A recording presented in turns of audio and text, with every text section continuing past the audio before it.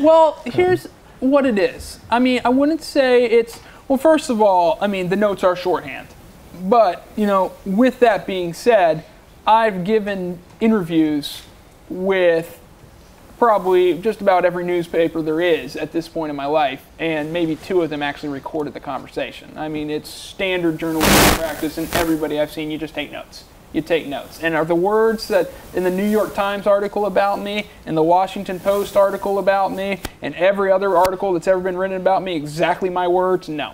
They're the shorthand of my words. So, I mean, what I do is I take notes to myself. I text it. And you say everyone is so articulate. And I wouldn't say that it's because of rephrasing. It's because of curation.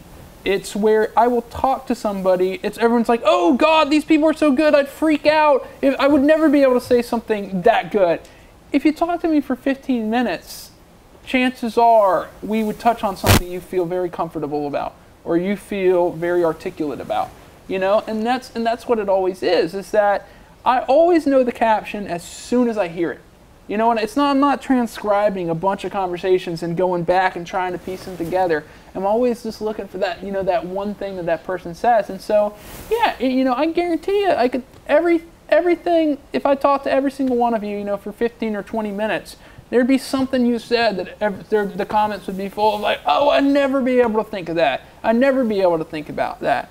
The one hard stat I can give you is that I put up about 5,000 people in front of millions of people posts. I think I've had 3 people tell me I've misquoted them.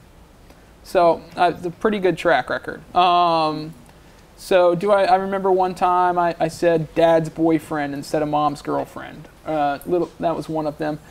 One girl gave me a tattoo explanation, okay, about why she got a tattoo that said a certain thing. And then she said that wasn't, I think she just changed her mind about, you know, once she started seeing the comments. That's what I've started to get. Like, people will say something and then they'll see, I mean, it's intimidating to be on Humans of New York these days. Like, it's intimidating. You read 5,000 people commenting on you. Like, you know, and so what happens is sometimes people will legitimately say something to me and then they'll start reading all the comments and they'll want to sound a little bit different. Well, let's, instead of saying that, say this, and then I won't go back and, you know, change. If they want me to take it down, I will. But, you know, I'm not going to go back and touch them up based on their response to the comments. One of the examples was the Irish guy talking about crack. He said to me, he goes, "There's not real crack in America. If you want like a real Irish pub, you got to go to Ireland." And then he came back and he said, "Well, change it to, in most Irish pubs in America, there's not quite as much." But no, it's not what you said. You know? So a lot of times I get, and you know, you can understand it, and it just gets more and more and more intimidating. I mean, I've completely lost control of the comment section. I mean, basically, it's like you control it as much as you can by setting a positive culture, encouraging people to be supportive. But when you get up to like 4.5 and like 5 million Facebook fans, that's pretty much just the world. You know, that's just like, that's everybody in the world's giving their opinion. And, you know, and like it's my biggest worry is that Humans in New York will get so intimidating to be on that, you know, it'll become an unpleasant experience for people.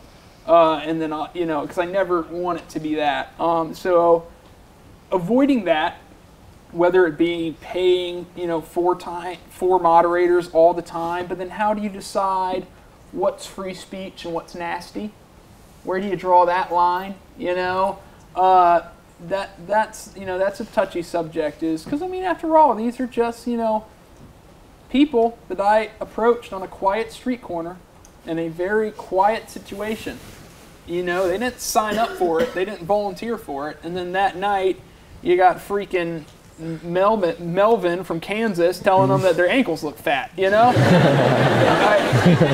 It's just, yeah, it's what I worry about the most. And I'll figure something out. Even if I have to pay, you know, 5 moderators to you know, you can tell what's nasty, and I don't know. Obviously, I think about it a lot. I want to keep it a positive experience.